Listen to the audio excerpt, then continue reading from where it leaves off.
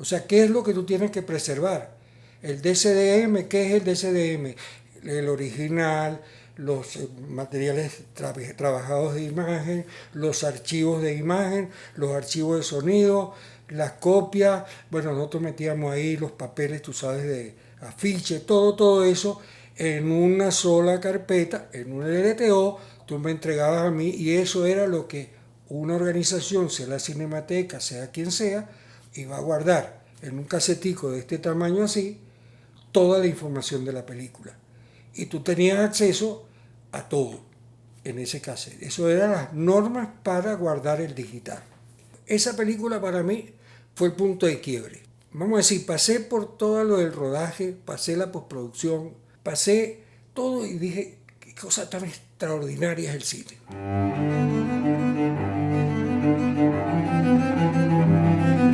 Voces del cine venezolano, una mirada crítica y reflexiva hacia el pasado de nuestro cine y un legado para las generaciones futuras en las voces de sus propios autores y protagonistas. Voces del cine venezolano está patrocinada por el Centro Nacional Autónomo de Cinematografía, CENAC, y Producciones Omar Mesones para Zona Cine Caracas. Y para el episodio de hoy contamos con la participación de nuestro invitado especial, Jorge Yaco. Y como siempre, quien les habla, su anfitrión, Omar Mesones. Bienvenidos todos y todas una vez más a este nuevo episodio de Voces del Cine Venezolano. Para el episodio de hoy nos acompaña Jorge Yaco, una figura legendaria de nuestro cine cuyo nombre ha estado vinculado a Bolívar Films, una de las casas productoras y laboratorios cinematográficos más importantes del país. Jorge, bienvenido. Bueno, muchas gracias por la invitación a participar de tan importante programa. Y bueno, estamos aquí a la orden de cualquier pregunta. En lo que yo pueda contestarte, estamos a la orden. Bueno, como tú sabes, Jorge, más que una entrevista con preguntas, es una conversación. Y para dar inicio a esta conversación, me gustaría mucho que nos hablaras un poco de tus primeros años de vida, cómo fue tu infancia y también que aprovechar la oportunidad, Jorge, para que nos expliques un poco, porque tienes un apellido que no me atrevo a pronunciarlo, pero que no es Yaco. Voy a hacer el intento Rijorzaca. Por ahí van los tiros. Por ahí van los tiros. Entonces, bueno, y asumieron, no tú solamente como persona, sino creo que fue una decisión familiar, el apellido Yaco. ¿Cómo fue la infancia de Jorge Yaco? Yo vengo de una familia de cineastas. Mi padre fue director de fotografía y de ahí viene un poquito la utilización del nombre, llamarse en una pantalla dirección de fotografía Adán Riorzak Boutunets, tenía que estar media película y después traducir qué es lo que significaba.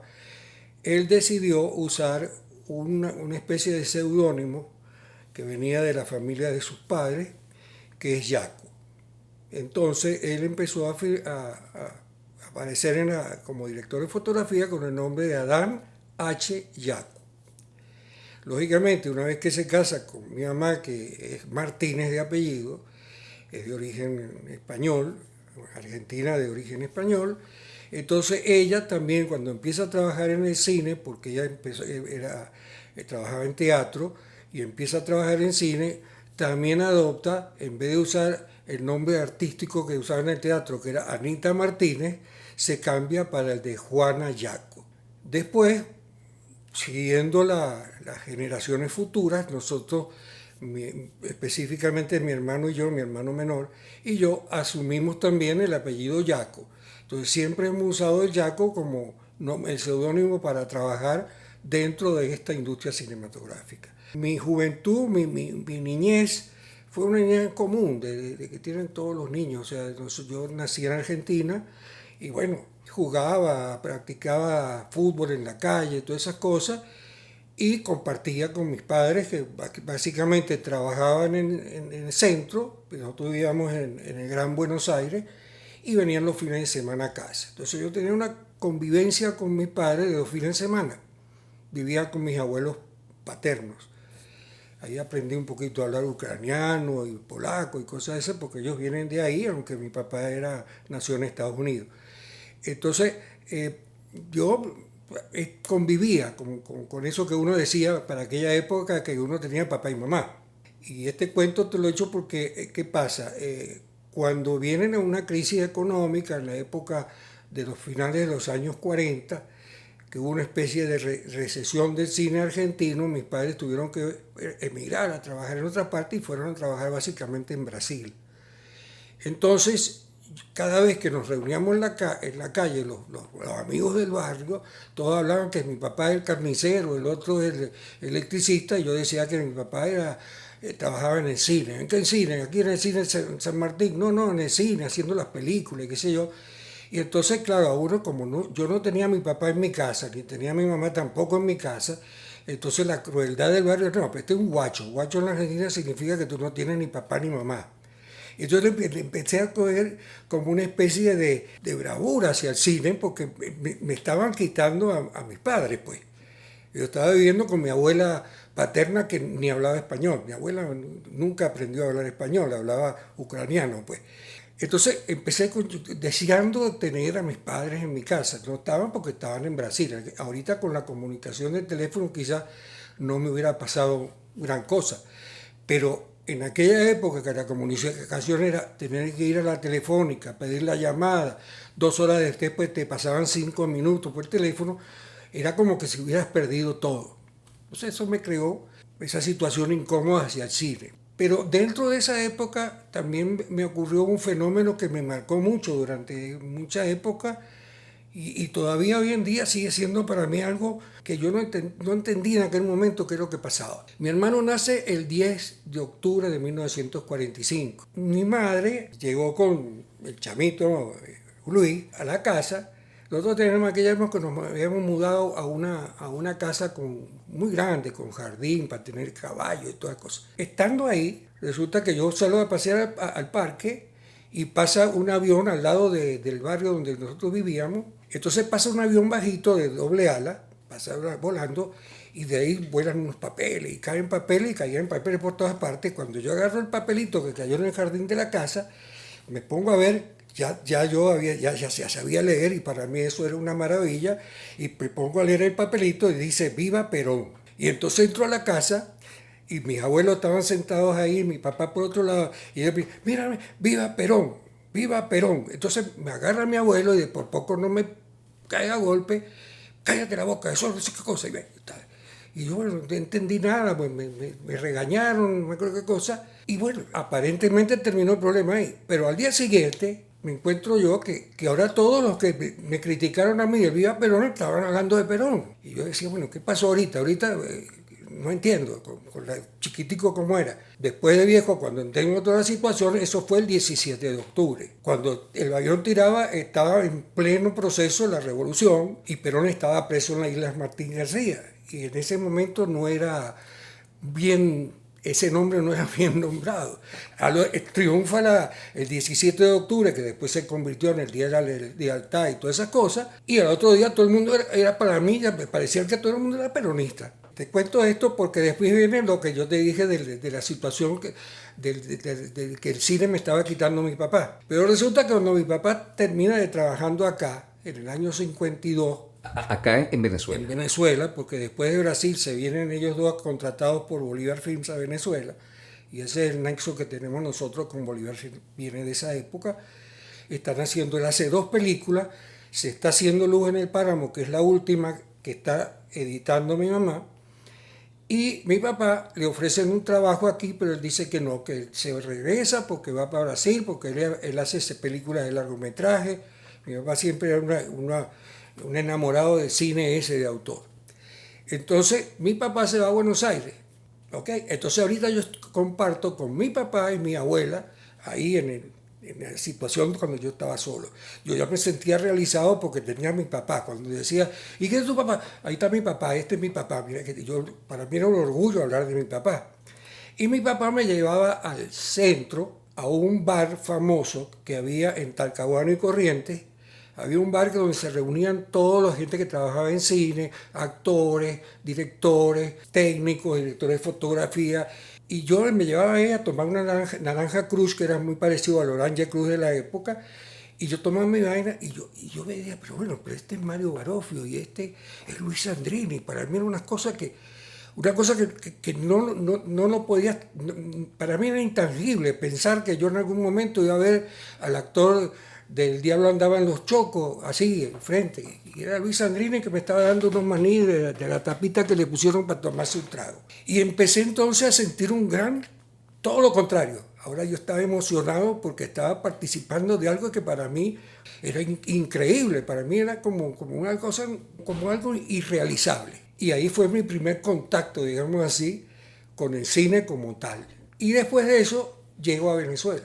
Llego a Venezuela porque mi mamá nos trae a mi hermano y a mí. Claro, ahí había una situación interna de la pareja.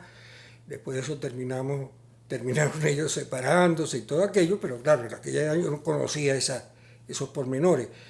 Pero mi mamá fue a Buenos Aires, coincidiendo diciembre del 52, a buscarnos a nosotros para traernos aquí a pasar lo que llaman allá vacaciones de verano. Porque el colegio allá no es como aquí que trabaja en diciembre, allá está de vacaciones. En ese momento que nos trae para acá, que yo llegué el 13 de marzo de 1953, llegué a Venezuela. Lo primero que conozco en Venezuela es Bolívar Film. ¿Y cómo la conozco? Porque Isabel Portocarrero, hermana de Guillermo Villegas Blanco, era muy amiga de mi mamá. Era como con curruñas, pues, ya en el edificio, salían, venían. De hecho, nos fueron a buscar al aeropuerto. Ella y creo que Leopoldo Sali, que era el sonidista argentino que trabajó después en una film. Nos fueron a buscar y cuando llegamos aquí nos llevan a la casa de Misia Blanca. Misia Blanca era la mamá de Guillermo Villegas Blanco. Y ahí conocí gente ya de Bolívar Films y empecé a vivir dentro de Bolívar Films porque nosotros teníamos un apartamento que Villegas le había dado a los técnicos, traían de afuera, en el edificio donde ahorita está ¿cómo se llama? El hotel el Pestana. Ahí estaba Bolívar Film con sus 3 estudios y todo eso. Después enfrente se montó la Pepsi Cola, que ahorita está el Gama. Nosotros estábamos enfrente. Y nosotros teníamos en el segundo piso un apartamento. Cuando regresaba del colegio, estaba estudiando en el San Ignacio, cuando regresaba tenía que pasar por Goba. El Goba mío era ir a montaje a saludar a mi mamá.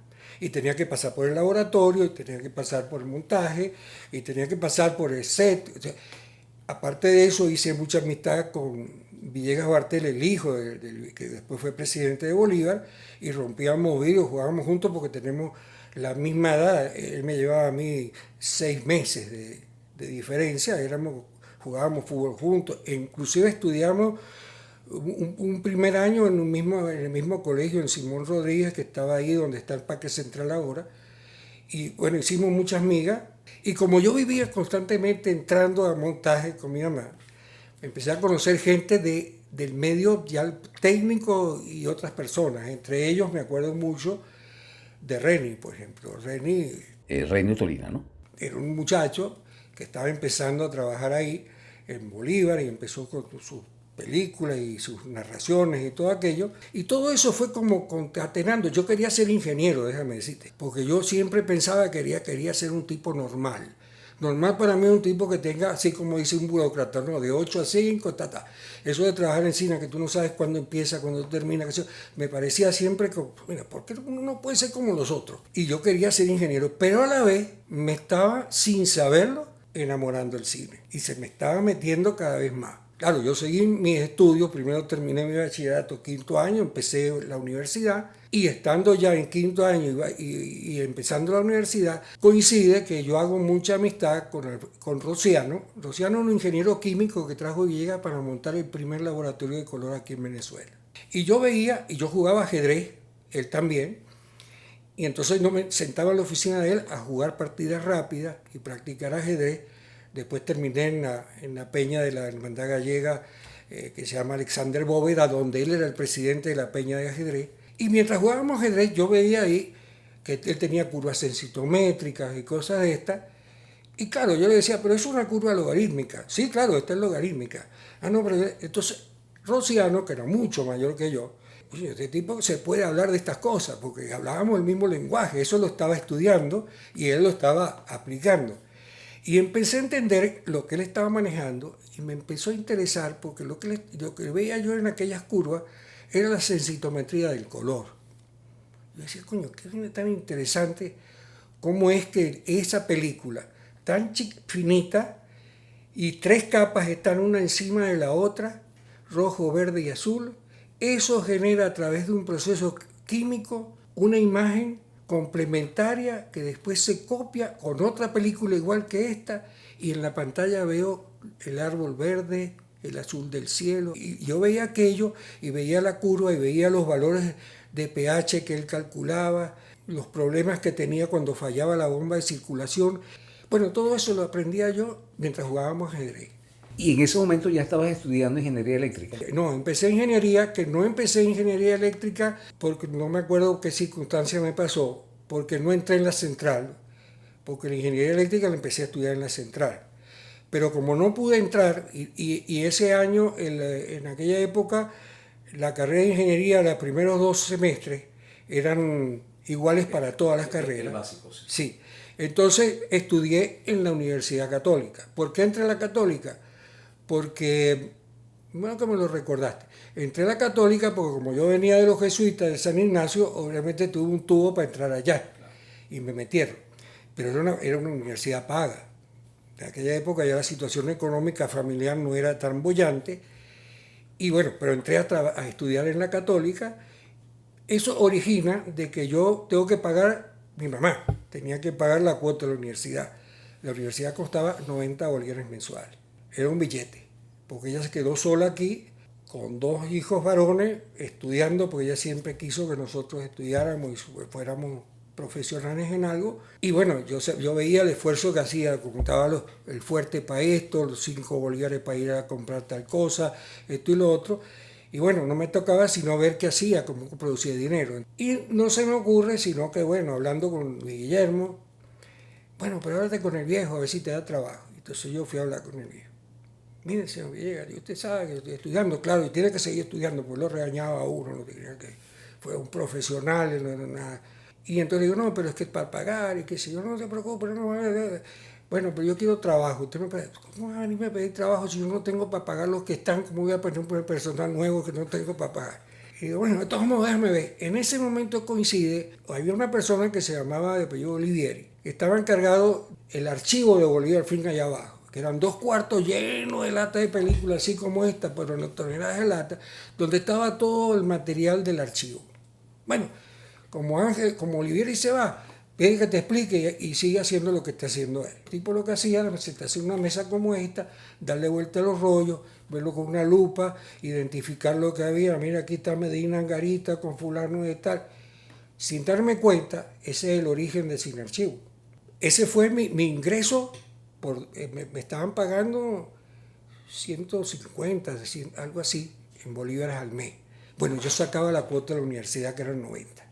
Y me quedaban ahí para comprar los cigarros Park Avenue que fumaba yo, que me daban 5 por un medio. Yo tengo todas esas cosas grabadas. Y me iba caminando a Chacadito y cogía en Chacadito que paraban ahí los por puestos. Había carros que iban con 5 personas, 2 adelante y 3 atrás. Y de ahí yo me iba hasta la esquina jesuita donde estaba la universidad, que era el antiguo Colegio San Ignacio. Ahí. Coincide que ya terminó la película Luz en el Páramo, mi mamá queda fija trabajando aquí haciendo documentales. Román Chalbaud va a hacer su primera película, que es Caín Adolescente.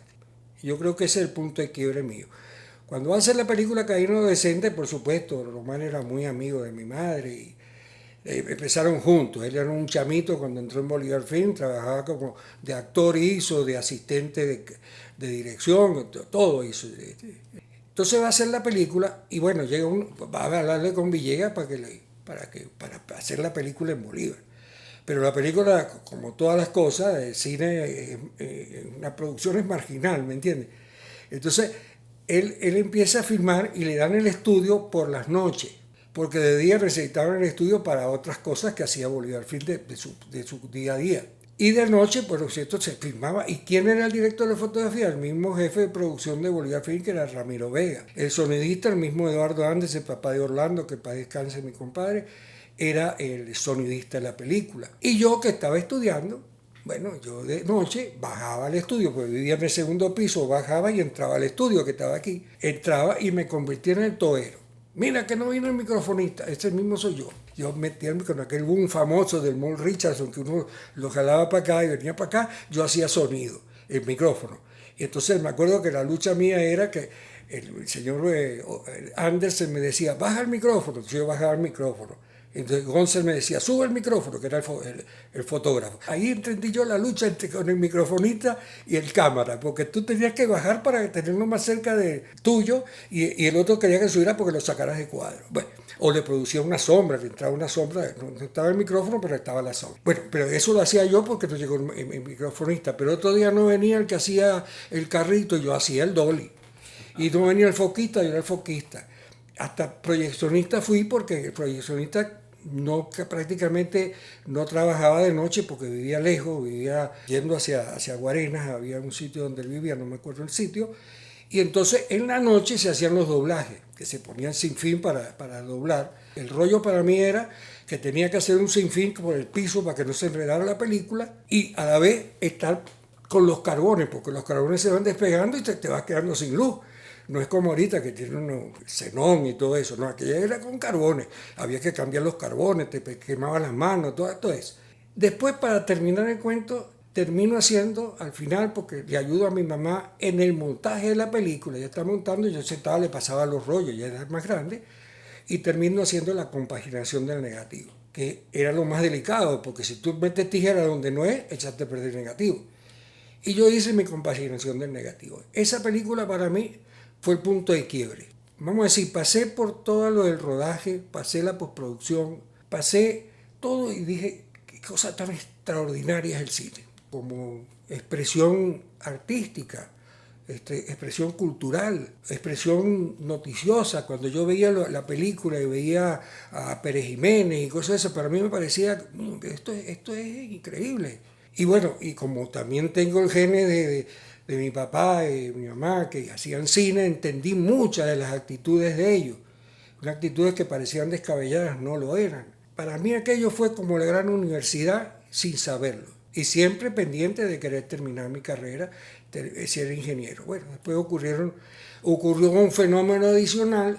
Yo tuve un problema en la universidad con una materia que era descriptiva 2, que yo dije, como no me priva, no la presento, sino como hacíamos mucho. Yo voy a hacer orientación del profesor Calcaño cuando estoy haciendo la tesis, pero a mí se me olvidó automáticamente inscribirme como repitiente. Y resulta que me aplicaban una ley de repitiente también, que existía en aquella época con mucha fuerza, y me dijo, usted no puede seguir estudiando por 2 años la carrera, pero si quieres seguir en la universidad, estudia ahí enfrente, que está la Facultad de Ciencias Físicas y Matemáticas. Aquí está Ingeniería y aquí está la Facultad de Matemáticas. Entonces yo digo, pero yo quiero ser ingeniero, yo no quiero ser matemático. Entonces digo, bueno, yo voy a dejar pasar el tiempo y después retomo. ¿Pero qué tengo que hacer? Entonces coincide que el doctor Rosero se va. Bolívar Film está buscando un técnico fuera del país para que se ocupe del laboratorio color. Y Rociano me dice, Jorge, vos estás preparado para eso, vos sos increíble, ¿por qué no hablas con Villegas? Digo, coño, no me atrevo, es un carajo de 24 años y aquí yo veo que los jefes son todos grandes, son gente mayores, pues. No, háblate con él, déjame ver. Entonces voy, señor Villegas, quiero hablar con usted. Está bien, siéntate ahí. Me siento ahí en el escritorio, él tenía como una tarima, entonces estaba sentado en su escritorio de aquí. Y yo sentado, yo estaría firmando, entraba la secretaria, le empezaba el papel y yo me temblaba todo. Yo lo respetaba mucho. Y me dice, bueno, ¿qué te trae por aquí? Mire, yo sé que usted está buscando, el doctor Rociano se va. Sí, claro, yo hablaba así.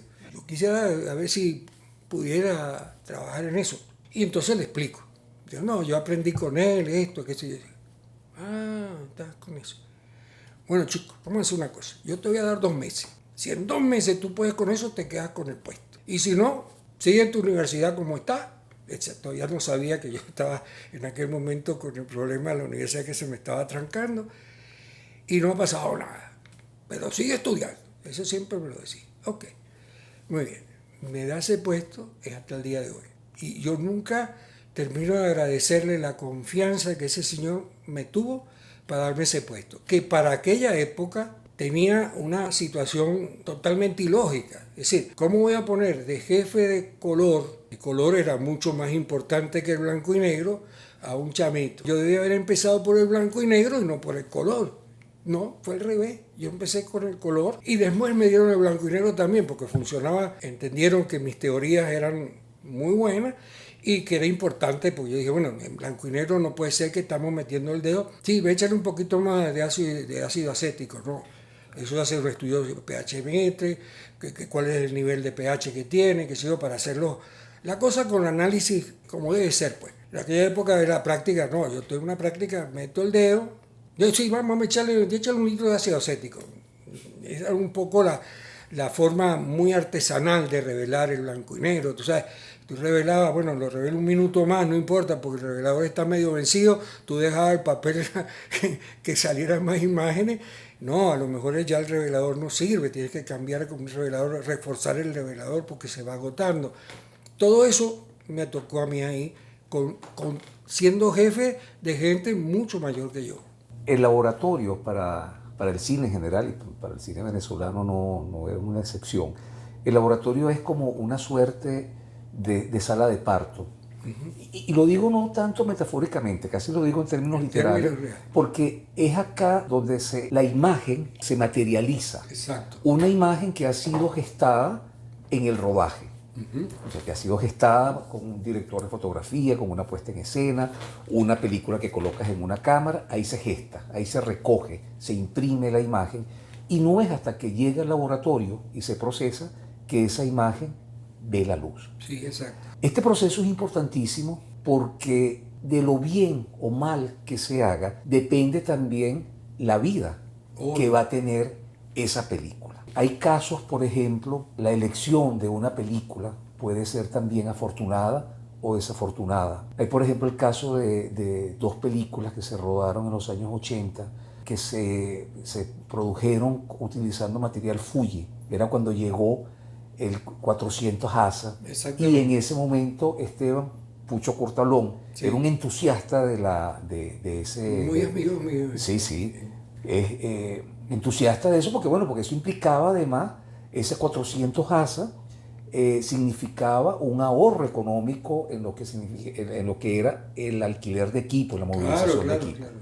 Entonces, bueno, estas dos películas fueron La Boda y El Iluminado de Guedes, que ahorita ambas presentan serios problemas con la imagen. Deficiencia de imagen hasta cierto punto irreparable.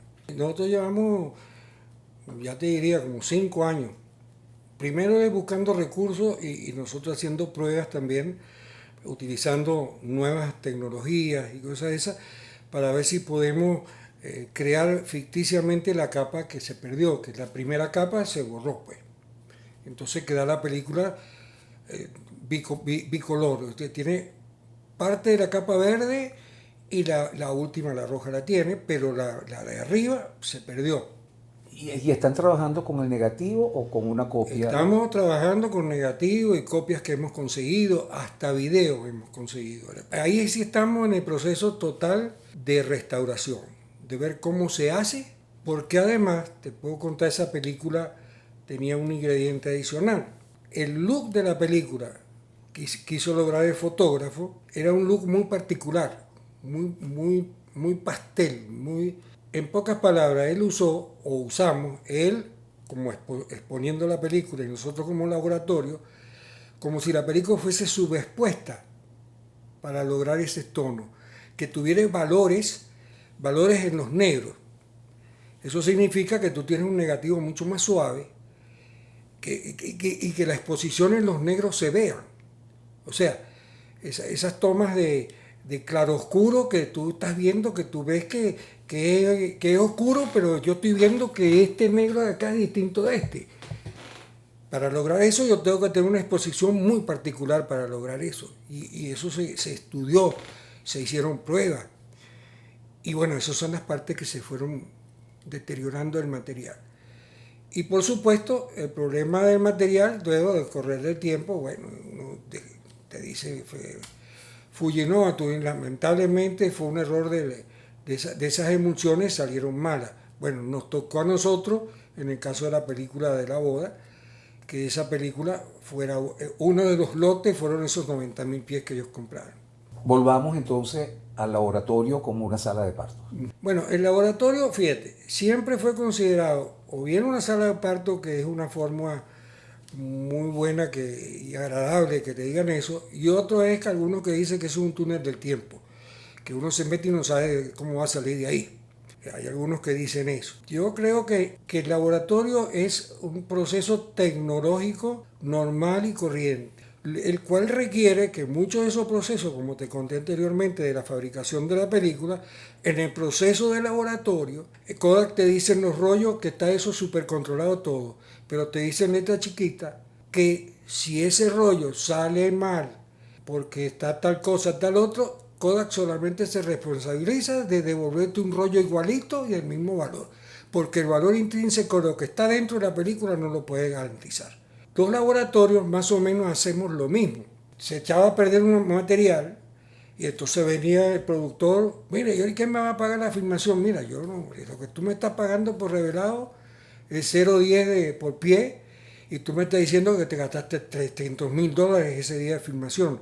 Y a mí no me consta que la filmación estaba en la película que tú me entregaste, porque no había. Lo que me entregaste un rollo entapado y yo no sé qué es lo que me entregaste.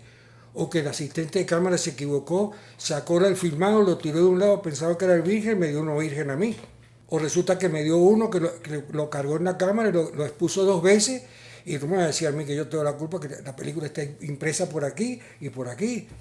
Entonces siempre había esas discusiones. Te hago este previo porque los laboratorios, a pesar de que este es la espada de Damocles en cuanto a la responsabilidad del laboratorio que tiene en el proceso cinematográfico, tiene todas las herramientas posibles para llegar a dar la respuesta más perfecta al material que tú estás entregándole al laboratorio, confiando en el laboratorio para que te lo procese y te cree la imagen que tú mentalmente tienes en la cabeza que hiciste. Como fotógrafo, tú piensas que tú le pusiste el contraste del farol a aquel, el filtro amarillo por acá, el otro por acá, tú tienes la idea de lo que tú quieres tener en la pantalla, y el laboratorio tiene la obligación de que eso que tú tienes aquí en la cabeza esté materializado. Y el laboratorio tiene muchos controles de calidad para que esa realidad se cumpla.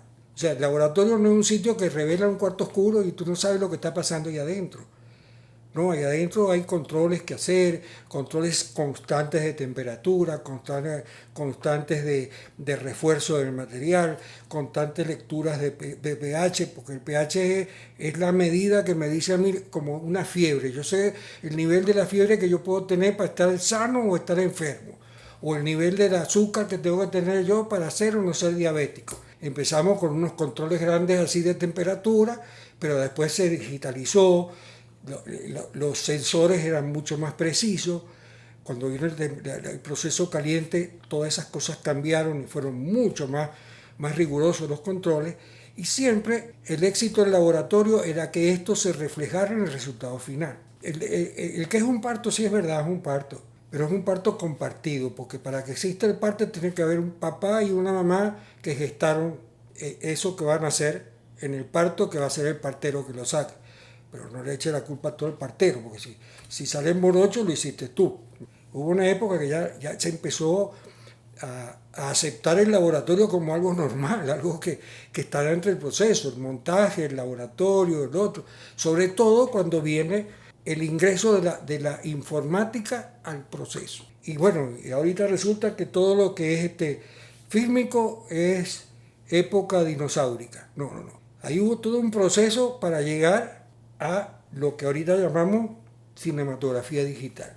Pero un proceso de un cambio gradual en el cual este cine formal que conocemos como cine analógico tuvo una participación muy importante para llegar a este cine digital que pensamos que esto borró esto. No.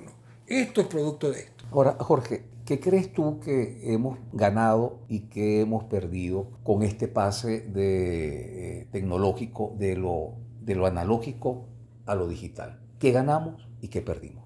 Yo te voy a decir mi opinión. Lo que hemos ganado es la democratización del medio. Para mí eso es lo más importante. Hoy en día tú puedes hacer una película con un teléfono celular, tú puedes hacer una película con una cámara que te costó $500, cuestión de cómo lo manejes a través de los recursos de la informática que ahorita están en manos de todo el mundo. Pues tú puedes tener un buen computador, puedes tener una buena cámara o puedes tener una cámara más o menos regular, pero unos buenos recursos de postproducción y puedes hacer una imagen honesta que puede ser presentado en público y lo podemos hacer o lo puede hacer cualquier persona que tenga el criterio creativo de hacer una película. Porque yo soy de los convencidos que tiene que haber un equilibrio entre el contenido y la forma. Cuando hablamos de efecto del proceso cinematográfico, para mí el principal efecto visual que tiene el proceso cinematográfico es la ilusión del movimiento que te estoy poniendo en la pantalla. Ahí empieza todo. Porque tú en pantalla me pones 24 fotos fijas, una detrás de otra, y me das la ilusión del movimiento, que yo no la tenía en la fotografía. Porque en el fondo el cine, sea digital o sea de formato analógico, es la fotografía de la realidad. Y una fotografía, una instantánea. En el cine son 24 instantáneas seguidas, una detrás de otra, obviamente se va moviendo.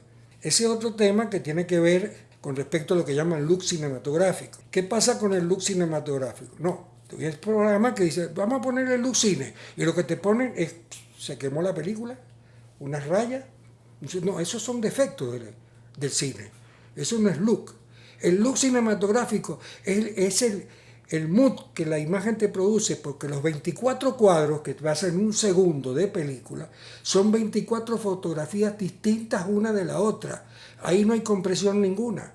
Ahí hay una foto distinta a la otra. El azul del cielo está constantemente cambiando porque la atmósfera se mueve y produce unas distintas tonalidades del cielo que solamente ese look te lo da, ese feeling que vas a sentir del cielo o de las nubes. Cuando tú vas al digital o vas al video, ahí tenemos que ahorrar espacio. Entonces, como este cielo de aquí es azul y no se movió en el cuadro de aquel otro, pues yo comprimo, uso este cielo para este y para este. Entonces tú ves en las máquinas de edición, cuando tú estás editando cuadro a cuadro, tú ves que la imagen no se mueve y se mueve el arbolito. Y lo demás se queda fijo, porque está comprimido. Entonces ese look lo logra la película. Es otro tema importante en lo que se tiene que lograr en un momento. El poder tener esos 24 cuadros distintos uno del otro como lo tiene el cine. ¿Cuál es el éxito, por ejemplo, de las cámaras RAW? Lo registra como la película, blanco y negro. ¿Entiendes? Entonces tú estás registrando como la película, 3 capas. Y registran más información. Lo que registraban con 3, las cámaras caras tenían 3 sensores. Y las cámaras más caras tenían 3 sensores más grandes. Entonces la Sony peleaba con la Panasonic, el mío es 3/4, el otro no sé qué cosa. Y tenía, ¿te acuerdas que tenía como un prisma para tener sensores distintos para cada uno de los colores? Ok, ahorita tú tienes las cámaras de RAW, Blackmagic, Red, todas las cámaras que trabajan en RAW registran como el cine, en blanco y negro. Y son 3 capas de densidades que maneja la metadata por temperatura de color, por densidades, etc. Y entonces aquí es donde entra, por ejemplo, cuando tú manejas la imagen, como te estoy diciendo, original, tú puedes aplicarle un LUT. El LUT es el lookup table. El lookup table viene siendo una fórmula, un algoritmo, otra vez la palabra, para darle el look que tú querías tener. ¿Para qué se hace eso? Porque en cámara, en el set, cuando está el hombre que maneja el media manager, que le ponen para esto, él monta eso y el director ve lo que está filmado aquí en una curva totalmente chata, vamos a decir así, porque el RAW es bajo contraste. A él le meten el lookup table para que vea lo que hicieron. Ese lookup table es el mismo que tienes que usar en postproducción para aplicar lo mismo que él vio en el set, lo va a ver ahorita en la sala de postproducción. Y ese es el que se usa para tener el DCP final, con la diferencia que cuando va al final, ahí empieza otro cambio de formato y de compresión. Porque el DCP, la imagen es JPG 2000, que es una imagen muy comprimida para que pese poco, y resulta que una película te pesa entre 150 y puede pesarte 900. Pues Oppenheimer pesó casi 750 gigabytes, o sea, casi un tera. ¿Por qué? Porque cuando se descomprime en el proyector, porque eso viene comprimido y quedan 700 teras, se toma que 7, 8 terabytes cuando está la película descomprimida. Y si viene codificada, o sea, comprimida y codificada para que no se pueda copiar, todavía es más. La conservación de la imagen, Jorge, que en nuestro cine es un tema delicado, es un tema casi dramático. ¿Tú crees que estamos haciendo lo correcto, estamos haciendo lo que se debe hacer, no solamente para preservar lo que se está produciendo, lo que se ha producido en los últimos años, que ha tenido todo un flujo digital desde su origen, desde el registro a la postproducción hasta la llegada a la pantalla, sino también con el cine analógico, que en algunos casos se encuentran bien conservados en los rollos de película y en otros casos no tanto? ¿Cómo evalúas tú que es nuestra situación, que además tú estás a cargo de uno de los archivos fílmicos más importantes del país? Yo creo que no estamos muy bien, que digamos, en esto. Por lo menos siento que estamos creando un esfuerzo de tomar decisiones definitivas para que esta situación se solvente, se establezca una política de preservación, pero yo creo que todavía nos falta como que definir esa política bien y darle forma. Yo creo que cuando uno habla de preservación, nos olvidamos para mí, el trípode famoso que debemos considerar, porque son tan importantes uno de otro, es la conservación del elemento que queremos guardar y preservar, o lo que queremos restaurar para preservar y guardar. Esos son los tres elementos. Y a veces confundimos uno con otro. O sea, la película tiene que ser guardada. ¿Por qué? Porque lo original es lo que es invalorable. O sea, si yo tengo que guardar, y yo hice una película en formato Super 8, yo tengo que esos originales Super 8 de alguna manera guardarlos. Pero para guardarlos y no ir deteriorándolos con el uso, yo tengo que preservarlos. Y preservarlo significa usar unos elementos que hagan social la participación de esos productos que yo quiero conservar y que no se me echen a perder nunca. Entonces yo necesito preservarlo, bueno, lo puedo pasar a digital, lo puedo pasar a una cinta, no sé qué cosa, lo que tú quieras. El elemento que sea muy amigable para el usuario. ¿Quiénes son los usuarios de estos materiales? Bueno, mira, los estudiantes, los investigadores, los cineastas que les gustan, X personas. Por eso yo hablo del uso social del producto, ya no es un uso comercial. Yo como vamos a decir, archivo, yo puedo crear un archivo comercial, pues, y yo puedo vender tomas de archivo, eso también es válido. Pero en general lo importante es ese uso de las distintas generaciones.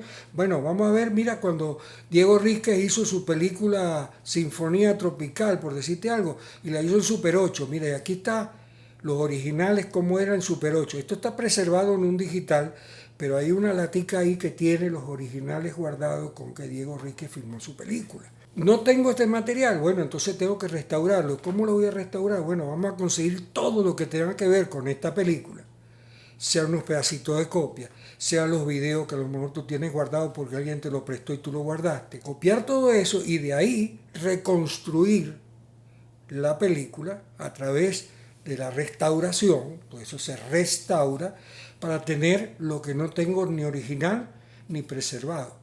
Entonces son tres elementos que tenemos que estar muy claros de cómo manejarlo. Porque cada uno de estos, cuando usamos, vamos a decir, 35 milímetros, ese es un estándar que es 35 milímetros. Pero cuando yo uso, por ejemplo, la tecnología, hablemos de la informática, por ejemplo, digital, yo estoy usando elementos que están en este momento cambiando constantemente. Tengo un elemento muy importante que no podemos dejar de considerar, es el obsoletismo programado. También existe, hay que decirlo. O sea, yo cambio el LTO el LTO 9 me sale, y yo resulta que la máquina que lee el 9 no me lee, sino el 7 me lo lee, el 8 me lo lee y me lo copia, y el 9, pero el 5, el 6 y el otro no. Entonces yo tengo que migrar la información que yo hice en el 5 al 9 para poder seguir usándolo. Si yo filmo una película en High 8 y yo guardo el High 8, pero no tengo ninguna camarita de High 8 ni un proyector de High 8, ¿cómo voy a ver ese material? Pues yo tengo que pasarlo a otro formato para que esté actualizado. El estándar que yo usé hace 10 años era el DPX Link, por decirte algo. Pero hoy en día se usa el TIFF. Entonces todas las máquinas que tengo ahorita trabajo con TIFF. El DPX no me lo lee. Entonces yo tengo que migrar de aquí a este formato, pero también cambiando el formato. Eso también cuesta dinero. Eso también hay que considerarlo. Porque la industria digital tiene una dinámica de actualización prácticamente ahora. O sea, tú agarras un programa. Aquí el ejemplo ahorita. ¿Cuál es el programa que está de moda de todo el mundo? El DaVinci Resolve. Pero viene algo que mucha gente como que no lo sabe mucho. El 18 aparentemente es la última versión que uno lo puede tener consigo. La que viene ahorita está en la nube. Ya eso es distinto, ya no lo tienes tú en tu máquina, en tu laptop, guardada en tu casa, y te metes cuando le da la gana y trabajas con la versión 16 porque tu máquina no aguanta la 18. Todas esas cosas que nosotros hacemos y que nos funciona muy bien, pero esto es como te cambia la visión de cómo manejarte con ese programa. Sin embargo, ese programa, ya la gente te dice, bueno, ¿y tú trabajas con Final Cut? No, yo ya no, yo estoy haciendo eso con DaVinci. Además, el nombre de DaVinci, inteligentemente lo compró Blackmagic, y ese nombre era lo que valía, porque lo demás todo lo botaron a la basura. El DaVinci que uno corregía en color en las salas de telecine, lo que quedó fue la carcasa para ellos montar los tableros nuevos del Resolve. Tú me nombraste hace rato el tema de que antes le entregaban una copia al Senac, 35 milímetros. Bueno, pero era una copia que tú podías ir a un cine, proyectarla y verla. Ahora dicen, no, entrégame una, y tú le entregas un DCP. Yo puedo entregarte un DCP, como puedo entregarte un disco vacío, como puedo entregarte un disco con una copia de cualquier otra cosa, porque salvo que tú tengas en tu oficina un proyector digital que proyecte un DCP, para ti lo que está ahí adentro, ni te enteras lo que hay adentro. Es un paquete digital codificado de tal manera que lo único que sirve es el servidor que tiene el proyector para descodificarlo y poder mostrarte en la pantalla imagen, sonido y subtítulos. Entonces también eso es otro punto importante. ¿Cómo se deben manejar estas cosas? De ahí nosotros hicimos un trabajo, un grupo que nos interesó esto y no siguió progresando, no sé, X motivo, que era la normalización de cómo se deben entregar los trabajos digitales. O sea, ¿qué es lo que tú tienes que preservar? El DCDM, ¿qué es el DCDM? El original, los materiales trabajados de imagen, los archivos de imagen, los archivos de sonido, las copias. Bueno, nosotros metíamos ahí los papeles, tú sabes, de afiche, todo eso en una sola carpeta, en un LTO, tú me entregabas a mí y eso era lo que una organización, sea la Cinemateca, sea quien sea, iba a guardar en un casetico de este tamaño así toda la información de la película. Y tú tenías acceso a todo en ese cassette. Eso eran las normas para guardar el digital, para preservarlo. ¿Qué tenía que hacer la organización que tuviera el casetico este? Migrarlo cada 20 años, porque el casetico bien guardado con temperatura, humedad relativa, te dura 30. Bueno, mira, a los 20 años saco el casetico, lo meto, hago copy-paste y lo vuelvo a guardar. Ya está. Pero estoy guardando la historia de esas películas. Y bueno, estamos esperando que eso se retome y se considere que es la factibilidad de guardar toda la información digital. Porque nosotros estamos hablando de que se nos están perdiendo las películas en 35, pero te aseguro que más se pierden las películas que están en digital.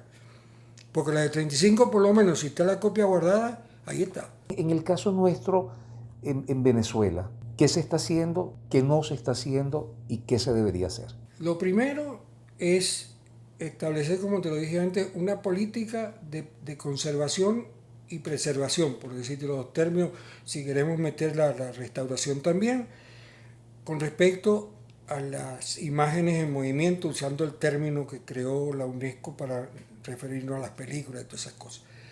Tenemos que crear una política y mucha preparación también. Para mí es un problema de pedagogía también de este negocio, porque aquí nosotros muchos hemos ido creciendo a través de ensayo y error, bueno, aplicando las mejores experiencias que hemos tenido particulares cada uno de acuerdo al mismo tema. Es como que ser un poquito más, crear una organización donde se pueda estudiar lo que significa la preservación de las imágenes. Tiene que haber colegios, por ejemplo, colegios, escuelas de cine, así como la que tenemos nosotros, que es una escuela de cine creada por la Fundación Villegas Blanco, y que hay otras escuelas, UNEARTE, todas estas empresas que están formando nuevas generaciones, que no solo formemos generaciones de guionistas, de directores, de editores, también gente técnico que se puedan ocupar de esto, porque hasta ahorita, ¿quién ha surtido de técnico para guardar esto? Los laboratorios que existían, Futuro, Bolívar, Cine Laboratorios Caribe, que han ido cerrando, gente que ya mayor, que se ha ido retirando de esto, bueno, los últimos tiritos los termina haciendo en estas instituciones. Pero no debería ser como el recurso para que fulanito de tal, que necesita una chamba, vaya a trabajar ahí, sino que entren también muchachos que vean que eso es una carrera atractiva. Eso es importante. El cine lo requiere. Aquí no importa ya si la película tuvo éxito o no tuvo éxito en pantalla, es la película. El día que nos olvidemos de eso, vamos a ser un país sin memoria, sin memoria. De alguna forma, Bolívar Film se ha convertido desde sus inicios en una suerte de escuela para muchos cineastas. Sí, correcto. Mucha gente comenzó su oficio acá, el propio Román. ¿Cómo ha sido tu participación en ese proceso formativo? Yo siempre partí de la base que nuestro trabajo es un trabajo de equipo. Y el trabajo de equipo depende de la motivación y de la preparación que el grupo que pertenecemos al equipo estemos actualizados constantemente. El delegar para mí no solamente es delegar responsabilidades, sino obligaciones también. Y dentro de eso era que la participación de la gente no era solamente tú vas a hacer esto y yo te voy a decir qué vas a hacer, no, tú tienes que tomar tus propias decisiones. Y las decisiones requieren de un aprendizaje bueno, entonces nosotros creábamos aquí reuniones cotidianas de trabajo y el personal que entraba a trabajar acá recibía, vamos a decir, una especie de briefing de lo que había que hacer, y de ahí para adelante la comunicación es diaria y sigue siendo igualito. O sea, aquí el que entra a trabajar ahorita, por ejemplo, en la parte digital, y van a venir, entonces él recibe todas las facilidades que él quiera estudiar. Dentro recibe todas las instrucciones que podamos darle o estemos en capacidad de darle, y si hace estudio en otras partes, está apoyado para que lo haga. ¿Por qué? Porque pensamos que necesitamos tener gente no hábil para hacer una operación, sino conocedora de lo que está haciendo. Porque en el fondo eso crea sentido de pertenencia a lo que está haciendo. Entonces, para mí lo más importante aquí, como le digo, señores, lo más importante cuando nosotros hacemos un proyecto es que nosotros digamos, nosotros hicimos esta película. Tú que la copiaste, el otro que hizo los efectos, el otro que limpió aquí adentro, todos hicimos la película. No decir, bueno, aquí se hizo, no, porque eso no funciona. Tú tienes que ser padre de la criatura y tenemos que ser así. Gracias a Dios eso ha funcionado por años, así. Jorge, hay algunos directores muy importantes que todavía prefieren trabajar con el formato analógico. Yo creo que esta es una decisión o una preferencia que va mucho más allá de lo meramente nostálgico. ¿Tú crees que ambas tecnologías pudieran coexistir, convivir una al lado de la otra? Claro, es que yo estoy convencido de que lo que está ocurriendo es la convivencia todavía de una realidad. El registro fotográfico de lo analógico no ha sido superado y aparentemente estamos en vías de desarrollo de ver cómo conseguir que el registro digital sea igual al analógico. Se llegó a pensar que era una especie de guerra que tenían 3 o 4 directores, Tarantino, Nolan, Scorsese, creo que era el otro más, de querer mantener la película per se, y se han dado cuenta otros que no, que el registro fílmico sigue siendo el registro mejor para lograr darle la materia prima a lo digital para terminar en pantalla digital con el look que tiene el cinematográfico de registro. Eso es una realidad. Y entonces tú ves ahorita, cuando uno ve que todos los años están creciendo las películas que se filman, que no se registran en digital, sino filmadas, y ves la magnitud de las películas, pues la película que se ganó el Oscar, Oppenheimer, está filmada. La película que se ganó el Oscar el año pasado fue filmada. Las películas, El Señor de los Anillos, todas esas cosas son rodajes fílmicos. ¿Qué pasa? Lo que existe no es que es una guerra, ni mucho menos. Hay una especie de conciliación en ambos formatos. Y yo creo que en cualquier momento, por eso que el caso del laboratorio Bolívar Film, ¿por qué tú ves que todavía el laboratorio está aquí? Uno, porque estamos en un proceso de reingeniería del laboratorio, llevando hacia un laboratorio de restauración digital, que es, vamos a decir, una parte de la torta que como negocio pensamos que puede ser atractivo. Pero la otra es que en cualquier momento a alguien se le puede ocurrir filmar una película en Super 16. Y filmar en Super 16 significa que tienes que tener un laboratorio para revelar aquí. Porque si no, tienes que irte a Estados Unidos. Y a Estados Unidos tienes que irte a Hollywood. Para que Fotoken es el único que revela formalmente negativo ahorita. Porque todos los demás cerraron. Jorge, entiendo que hace unos pocos días recibiste un reconocimiento especial Sí. por parte de la Academia de Cine Venezolano. Bueno, me sentí muy bien y además muy emocionado. Emocionado por 2 cosas. Primero, porque no en vano son 60 y tantos años dedicados al cine. Ver que no en vano uno estuvo ligado a este negocio y que tanta gente lo recuerde a uno y lo recuerde con esa bonominia tan bonita, ¿no?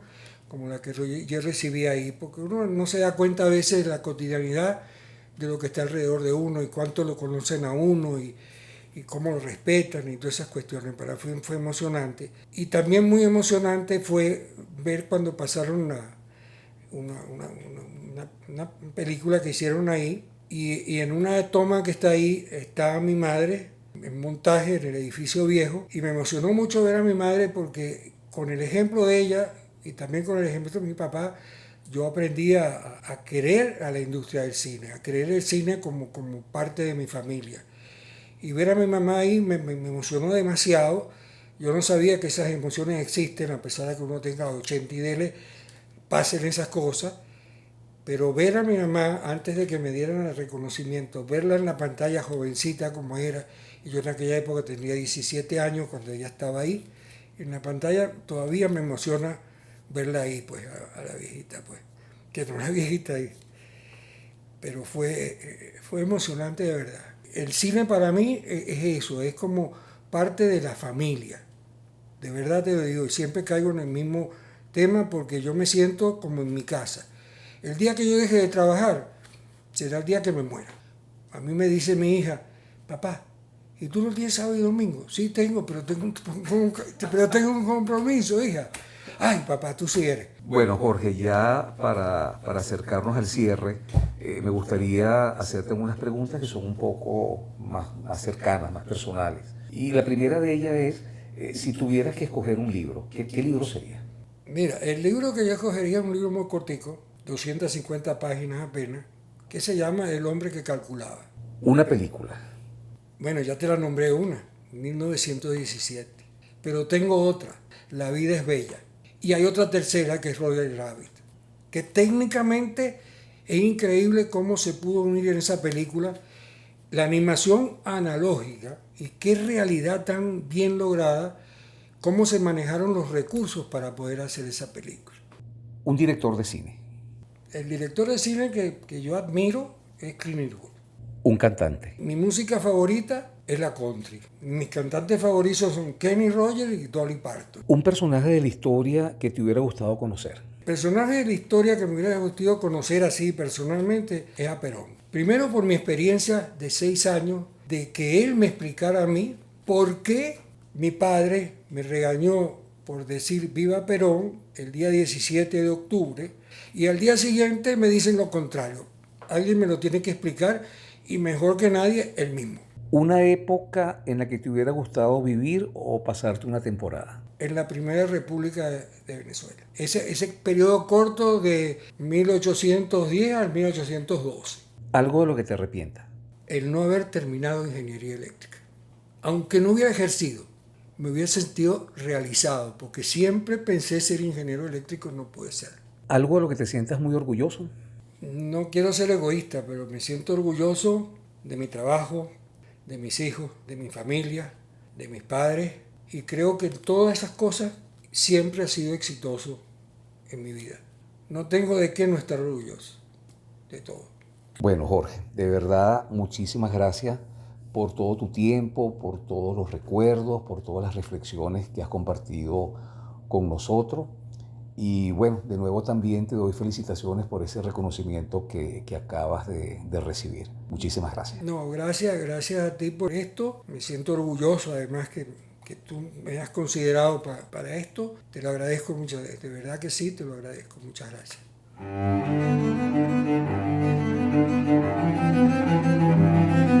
Voces del cine venezolano, una mirada crítica y reflexiva hacia el pasado de nuestro cine y un legado para las generaciones futuras en las voces de sus propios autores y protagonistas.